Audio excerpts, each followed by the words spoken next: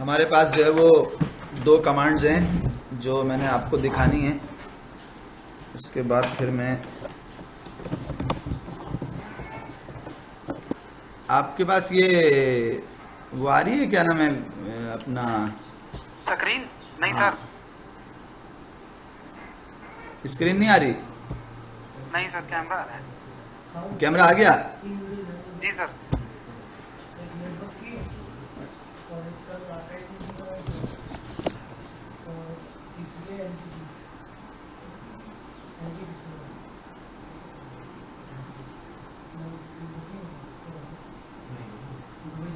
आज कोई secondary camera लगाया सर?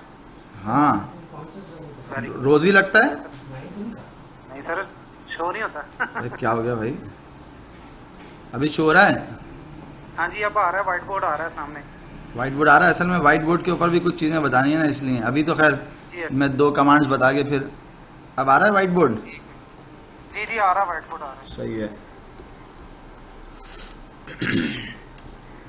मेरे पास एक कमांड है SCP की और एक कमांड मेरे पास है rsync की, जो दो कमांड्स हैं जो मैंने आपको बतानी है। नज़र नहीं आ रहा? क्यों भाई, ऑन कर दूँ?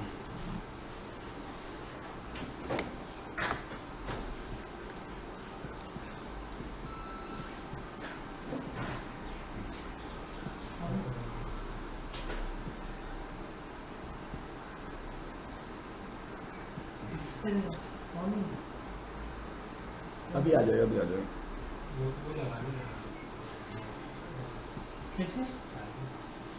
सर का नहीं ऑन आ गया।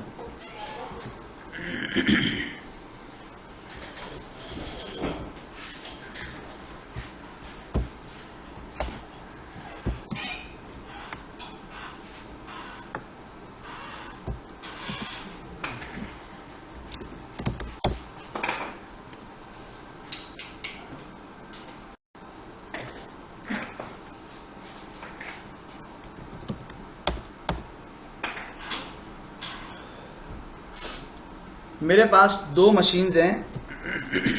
एक मशीन जो है वो CLI मशीन है, उसके ऊपर IP है 40.153, और एक मशीन है जो कि GUI मशीन है और उसके ऊपर जो IP है वो क्या है, वो है 101। 153 और 101 40 के नेटवर्क की दो मशीन्स हैं।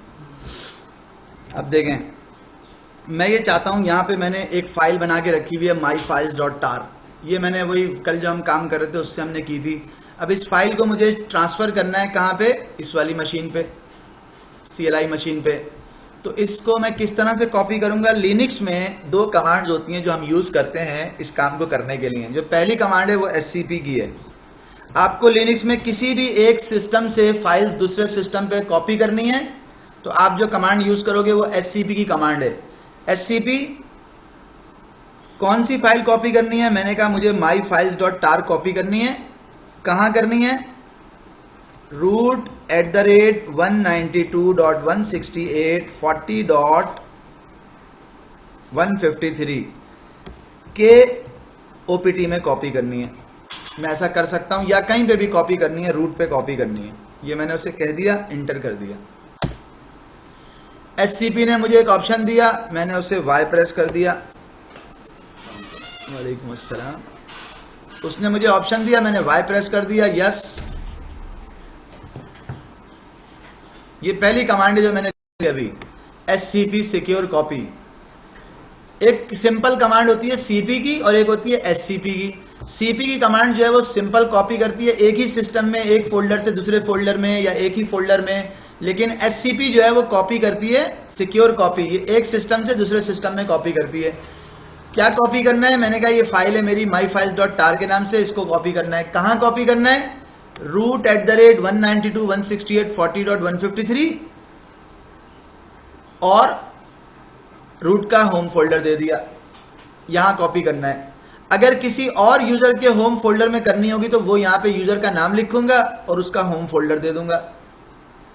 ठीक है, इसको मैंने Y प्रेस कर दिया। Y प्रेस किया, उसने मुझसे कहा यस और नो लिखो, तो मैंने यस लिखा।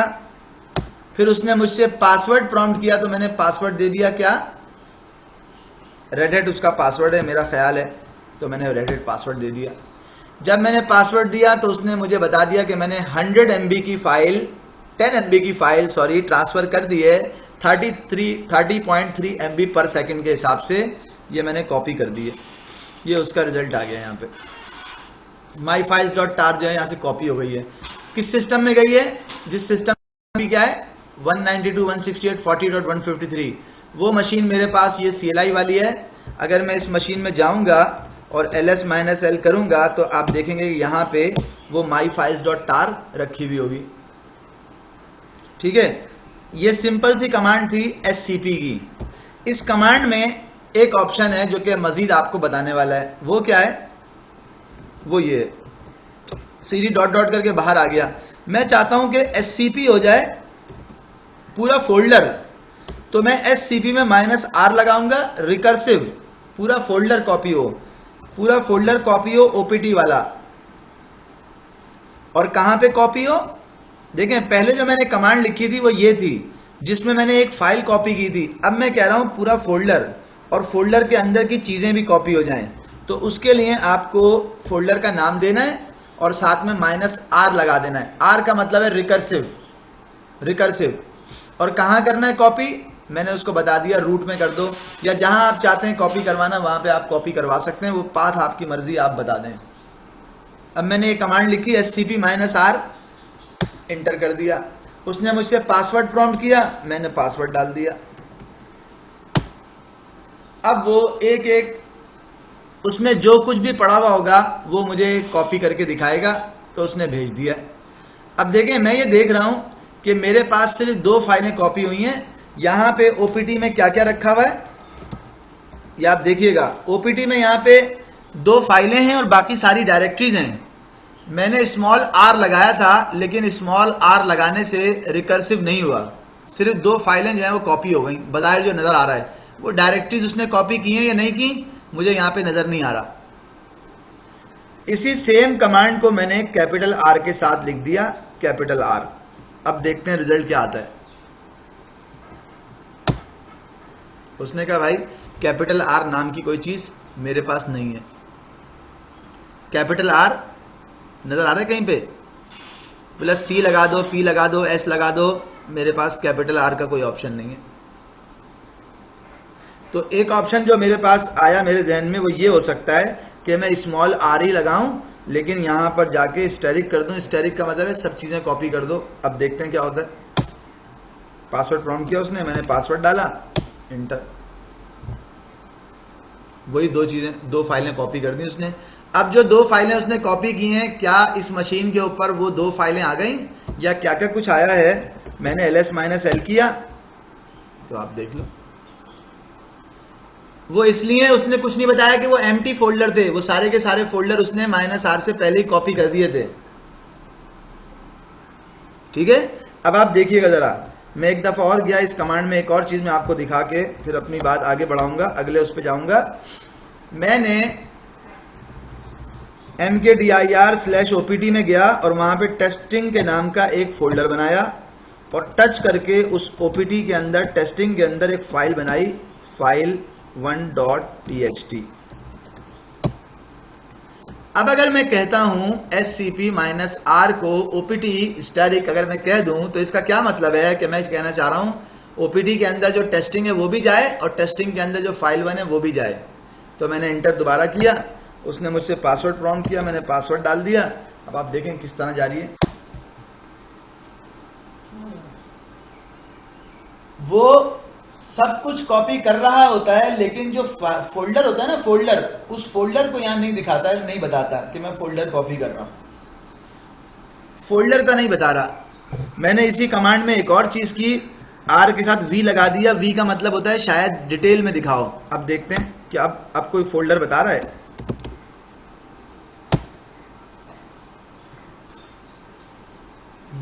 बताया, V लगा दिया। V में हर चीज जो है वो वर्बोस हो जाती है, हर चीज दिखाता बताता है।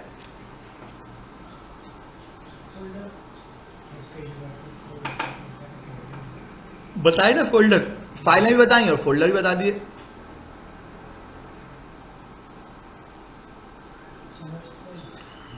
सही है। तो अब आपको SCP की एक कमांड थी। अब लिनक्स में एक और कमांड होती है जो rsync की कमांड होती है। मोस्टली वेब होस्टिंग प्रोवाइडर जो है वो इस rsync की कमांड को यूज कर रहे होते हैं। rsync की कमांड क्या करती है?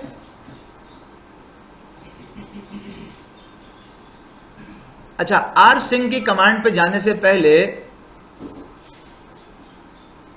मैं आपको ये दिखा दूं कि हमारे पास ls-l/opt में क्या क्या कुछ रखा हुआ है। ये सब कुछ रखा हुआ है, और जिस सिस्टम के ऊपर मैं इस फोल्डर को सिंक कराऊंगा उसके ओपीटी में क्या रखा हुआ है अभी आप देखिएगा। ls-l/opt एक तरफ डेस्टिनेशन में ओपीटी एम्प्टी है, खाली है, उसमें कुछ नहीं है, और दूसरी तरफ ओपीटी के अंदर जो है वो बहुत सारा डेटा रखा हुआ है। तो मेरे पास एक कमांड है जिसको मैं कहता हूं rsync में मैं कह रहा हूं -a का मतलब है जो कुछ यहां पर जैसा रखा हुआ है वो सबका सब यहां से उठा के एज इट इज वहां पे डाल दो। अगर आप उसको v लगा देंगे तो वो आपको वर्बोस यहां से जो चीजें ट्रांसफर कर रहा होगा वो आपको दिखाएगा भी। और कौन सा फोल्डर? मेरे सिस्टम का ओपीटी और 192.168.40.153 का ओपीटी। हाँ सॉरी 153। मेरे ओपीटी को और 153 के ओपीटी को दोनों को क्या कर दो भाई? सिंक कर दो, सिंक। तो अगर मैं rsync का मतलब है रिमोट सिंक, हमारा एक फोल्डर है सर्वर 1 पे, एक फोल्डर है सर्वर 2 पे, वो रोज जो है वो सिंक हो जाया करेगा। अब मैं आपको एग्जांपल दे रहा था होस्टिंग प्रोवाइडर की, पहले मैं आपको ये करके दिखा दूं, फिर मैं आपको उसको जरा डिटेल से उसके ऊपर बात करता हूं, वो कॉन्सेप्ट आपको देता हूं। अब मैंने एंटर किया है, उसने मुझसे पासवर्ड प्रॉम्प्ट किया, मैंने पासवर्ड दे दिया वहां का, एंटर। क्या मैसेज दिया उसने मुझे कहा rsync की कमांड ही नहीं है आपके सिस्टम में, rsync की कमांड ही नहीं है। rsync की कमांड आपको अपने सिस्टम में इंस्टॉल करना पड़ेगी, आपके सिस्टम में नहीं है। कोई बात नहीं, मैं अभी कर लेता हूं, लेकिन करने से पहले जो बात मैं बता रहा था कि एक होस्टिंग प्रोवाइडर है, उसने एबीसी एक कंपनी को होस्टिंग दी हुई है, ठीक है। अगर उसके वेब सर्वर में डेटा सेंटर में कोई भी प्रॉब्लम आती है तो जो एबीसी कंपनी है वो उसको बोलेगी भाई क्या मसला हो गया, कितनी देर हो गई, कब अप हो गया, ये सारे सवाल जवाब कर सकती है ना। उसके ऊपर कोई अटैक होता है होस्टिंग कंपनी के ऊपर, वो डाटा जो है वहां से रिमूव कर देता है, XYZ कोई भी एक्टिविटी परफॉर्म करता है तो होस्टिंग कंपनी तो गई, वो वेबसाइट का डाटा कहां से लेके आएगी? तो वो क्या करती है, उसने एक सर्वर 1 रखा हुआ है मियामी के डेटा सेंटर में, और एक रखा हुआ है सर्वर 2 यूएसए के किसी और स्टेट के किसी और डेटा सेंटर में। तो वो क्या करेगा, वो अपने इस सर्वर के ऊपर जितनी भी साइट्स रखी हुई होंगी वो उनको जो है डेली बेसिस के ऊपर rsync करता रहेगा एक लोकेशन से दूसरी लोकेशन पे। और ये इंक्रीमेंटल भी होती है कि जितना आप डेटा ट्रांसफर कर चुके हो जो चेंज आएगा वो चेंज चला जाएगा। अब मैंने यहाँ पे rsync -av की कमांड लिखी और मैं चाहा था मैंने कि यार ये चीज इस मेरे सिस्टम का ओपीडी इस रिमोट सिस्टम के ओपीडी से मैच कर जाए, तो उसने मुझे मैसेज जो दिया वो दिया rsync की कमांड नहीं है। तो rsync की कमांड नहीं है तो मुझे rsync का पैकेज इंस्टॉल करना पड़ेगा। मेरे सिस्टम में मैं देखता हूं डीवीडी लगी हुई है क्या, टर्मिनल, हाँ बिल्कुल शेड्यूल कर सकते हैं, वो मैं आपको दिखाऊंगा।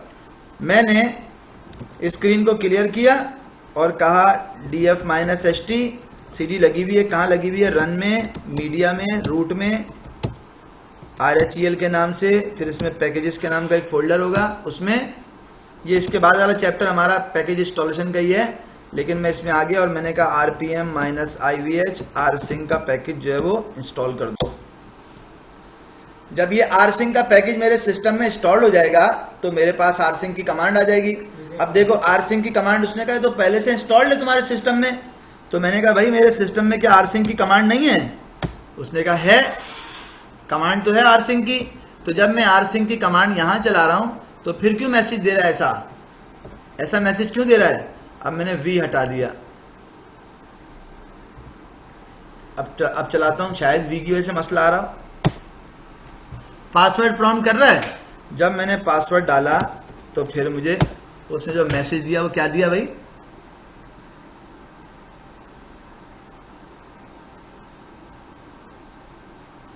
फिर वही मैसेज आ गया। जब ये मैसेज आ गया तो इसके लिए जरूरी है कि दोनों सिस्टम्स के ऊपर देखो मैसेज क्या दे रहा था यहाँ पे, rsync का error, remote command not found, ये उसने मुझे मैसेज दिया। भेजने वाले के पास भी rsync होनी चाहिए, रिसीव करने वाले के पास भी rsync होनी चाहिए। मेरे पास तो rsync की कमांड यहां पर है, देखिएगा जरा। SCP के केस में रिसीव करने वाले के पास कुछ नहीं होना चाहिए, सिर्फ SCP यहां होना चाहिए। लेकिन जब मैं यहां गया और मैंने पूछा rsync कहां पर है, तो उसने कहा यूजर बिन में rsync है। मैं अपनी दूसरी मशीन पे गया और वहां मैंने पूछा विच rsync, तो पता चला उसमें rsync नहीं है। तो जो rsync का पैकेज है वो मुझे यहां इंस्टॉल करना पड़ेगा। df-h cd/media में गया, मीडिया में पैकेजेस, यहां पे मेरा, और rpm-ivh rsync इंस्टॉल कर दो। इंस्टॉल हो गई। जब ये यहां पे इंस्टॉल हो गई तो अब वो मुझे वहां पे मैसेज नहीं देगा। अब वो जब मैं कहूंगा उसको कॉपी करो तो मुझसे पासवर्ड प्रॉम्प्ट करेगा, मैं पासवर्ड दे दूंगा, वो मुझे क्या करेगा? rsync कर दिया उसने, rsync कर दिया। मैंने चूंकि उसमें v नहीं लगाया था इसलिए उसने मुझे दिखाया नहीं कि क्या कर रहा है वो।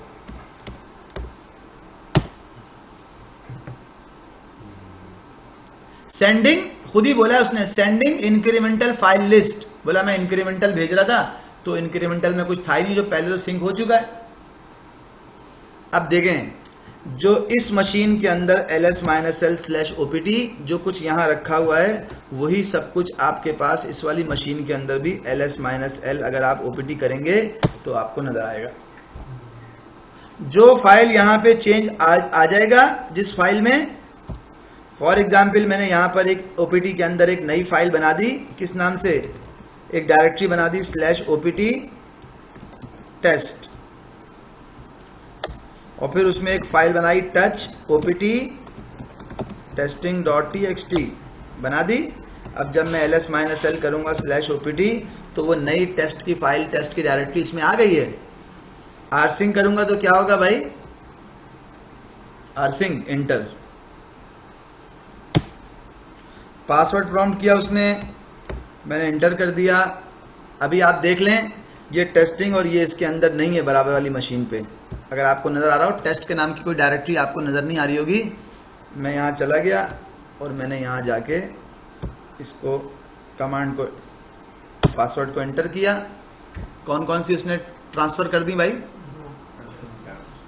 उसने टेस्ट को कॉपी कर दिया और टेस्टिंग की फाइल को कॉपी कर दिया। अगर टेस्टिंग की फाइल के अंदर जाके मैं टेस्ट की डायरेक्टरी में, सॉरी ओपीटी की डायरेक्टरी में, टेस्ट की डायरेक्टरी में, टेस्टिंग की फाइल के अंदर जाऊं मैं,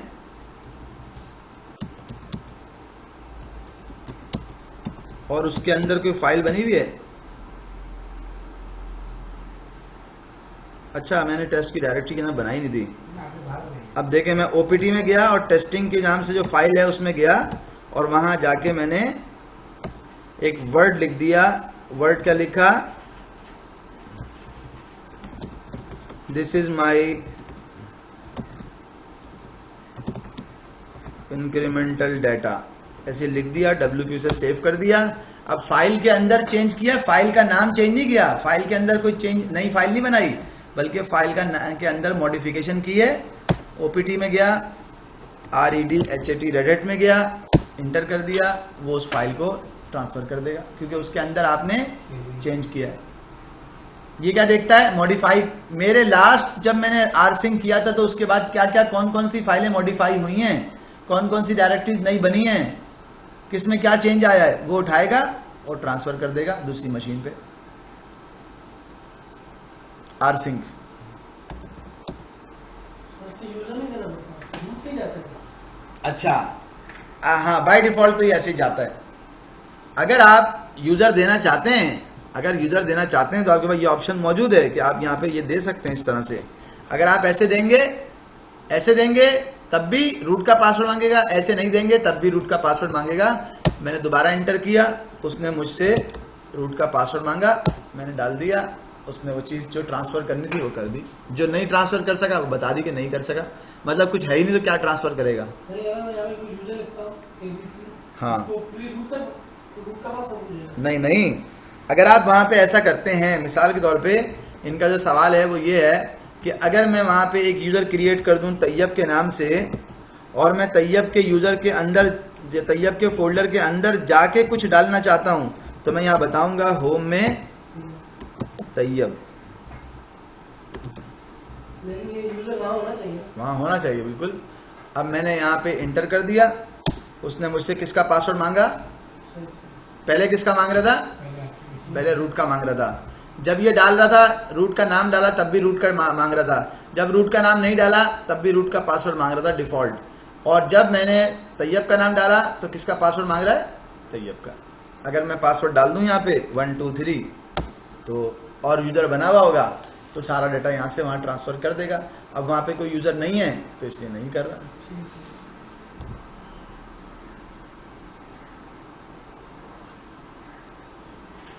एक और चीज, रिकॉर्डिंग ऑन है? हाँ हाँ, रिकॉर्डिंग ऑन है? रिकॉर्डिंग, हाँ ये वाली बात तुमने बड़ी इंपॉर्टेंट पूछ ली है। रिकॉर्डिंग ऑन की है नहीं की, चल रही है भाई, शुक्र है, रिकॉर्डिंग चल रही है, सही है, रिकॉर्डिंग चल रही है। अब एक चीज जो कि आपको मैं वैसे बता रहा हूं, मैंने इसको कंट्रोल C कर दिया। यहां पर मेरे पास मैं rsync कर रहा हूं। क्या चीज rsync कर रहा हूं, मैंने कमांड लिखी rsync -av opt, नहीं opt नहीं, बल्कि मैंने कहा यहां पे मेरे पास रन के अंदर, मीडिया के अंदर, रूट के अंदर, RHEL7 के अंदर पैकेजेस के नाम का फोल्डर है। जरा देखना, एक चीज दिखाने जा रहा हूं आपको। पैकेजेस के नाम का फोल्डर है, उसको आपने सिस्टम के अंदर कहां डालना है, तैयब के फोल्डर के अंदर होम में तैयब में डालना है, नहीं, आपने डालना है पैकेजेस को स्लैश, वहां पर एक कैपिटल DVD के नाम का एक आपने DVD RPMs के नाम का आपने एक फोल्डर बनाना है, वहां पे रूट से आप उसके अंदर जाके डाटा डालोगे। मेरे जितने पैकेजेस के अंदर यहाँ पे RPMs पड़े हुए हैं, स्टैटिक करके मैंने .rpm कह दिया। सारे RPM जो इस पैकेजेस के फोल्डर में पड़े हुए हैं, लिनक्स में RPM क्या होते हैं, जो लिनक्स के अपने इंस्टॉल्ड होने वाले पैकेज होते हैं, जिस तरह माइक्रोसॉफ्ट में .exe होती है, इस तरह लिनक्स में RPM होते हैं। तो मैंने कहा भाई सारे जो है ना वो आपने RPM यहाँ से उठा के भेजने, कहाँ पे, DVD RPMs के नाम से डायरेक्टरी है वहां पे, उसमें भेजने, ये मैंने कह दिया। अभी वो डायरेक्टरी मैंने वहां पे बनाई नहीं है, सिर्फ कह दिया। तो अब देखें रिजल्ट में क्या आता है। डायरेक्टरी वहां बनाई नहीं है, रेड हेड, पासवर्ड डाल दिया, एंटर। अब उसने कॉपी करना शुरू कर दिया, मैंने कंट्रोल C कर दिया। कंट्रोल C का मतलब है रोक दो भाई, ज्यादा कॉपी नहीं करो। उसने वहां पे खुद जाके एक डायरेक्टरी बनाई होगी, ये आपको शायद सही नजर ना आए तो मैं इसका पुटी लेके आपको दिखाता हूं।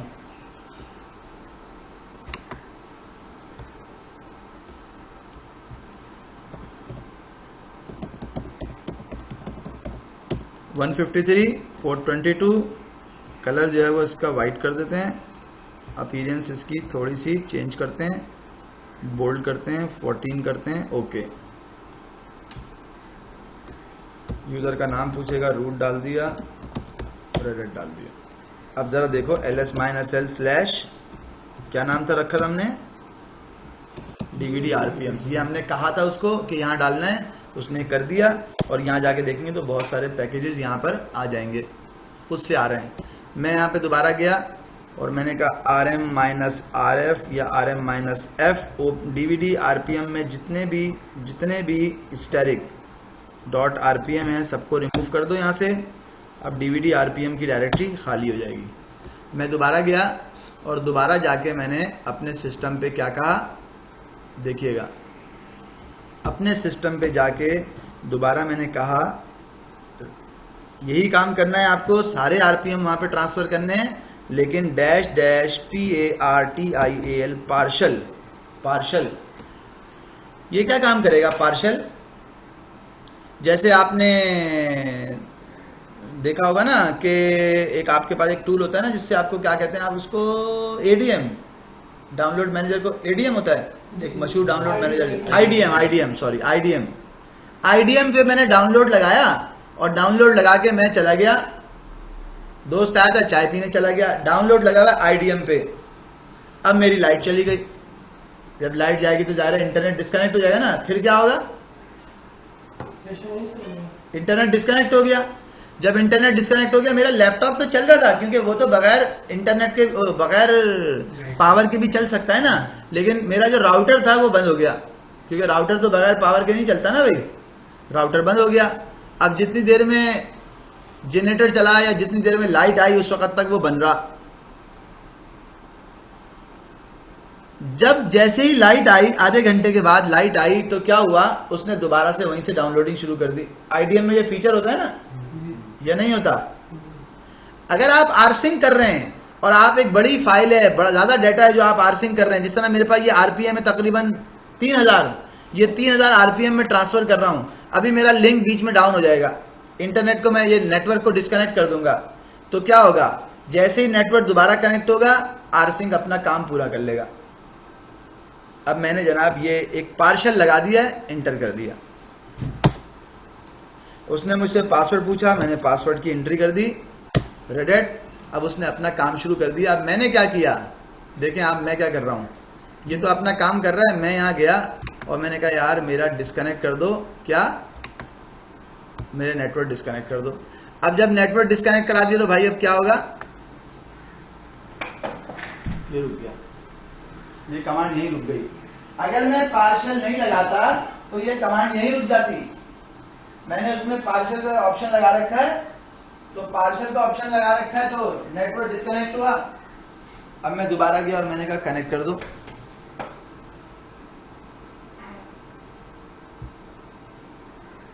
कहां से किया था, नीचे है यहाँ पे ऑप्शन,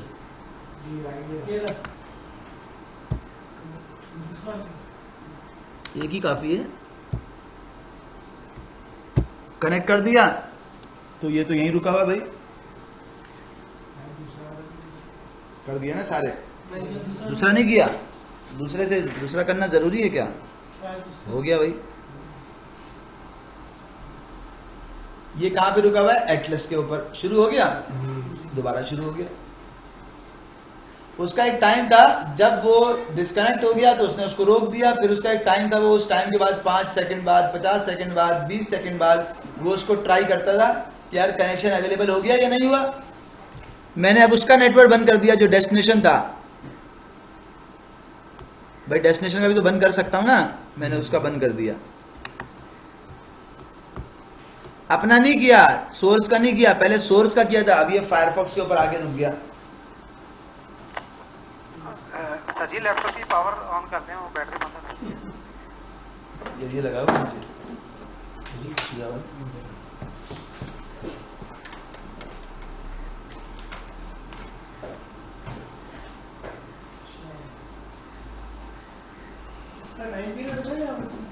किसका, हमेशा चेक करता रहेगा भाई अगर तुमने इंटरनेट डाउनलोड मैनेजर के वो मैं वहां था, क्या नाम है, एक ISP में बैठा हुआ था, मैंने कहा यार एक चीज डाउनलोड करनी है, कर लो, बोला हाँ कर लो, मैंने कहा कितना स्पेस आ रहा है, बोला 100 MB आ रहा है मेरे पास, तो भाई मैंने कहा कर लो भाई, मैंने 100 MB पे लगा दी एक डाउनलोड, 8 GB की डाउनलोड थी, वो डाउनलोड जनाब हो गई, 8 GB की डाउनलोड थी, 7.2 GB हो गया, 7.2 GB के ऊपर किसी वजह से मैंने बंद कर दिया लैपटॉप। जाहिर है उनके एक ऑफिस का टाइम होता है ना, वो मेरे लिए कब तक बैठे रहेंगे, उन्होंने यार बस अब वो चौकीदार खड़ा हुआ है सर पे, यार वो बंद करने की बात कर रहा है ऑफिस। मैंने कहा चलो ठीक है, 7.2 GB तो हो गया था, मैंने कहा 800 MB अपने घर जाके कर लूंगा, अपने ऑफिस जाके कर लूंगा, डाउनलोड किस पे करा था? इंटरनेट डाउनलोड मैनेजर पे। अब मैं ऑफिस आ गया, फिर दूसरे काम में लग गया, उस दिन भूल ही गया। फिर मैं घर गया, मैंने कहा चलो घर जाके कर लूंगा, रास्ते में याद आया, फिर घर पे भी नहीं कर सका। तुम्हें पता है ना भाई, शादीशुदा आदमी तो घर पे कुछ नहीं कर सकता। तुम्हारी शादी हो गई या नहीं हुई?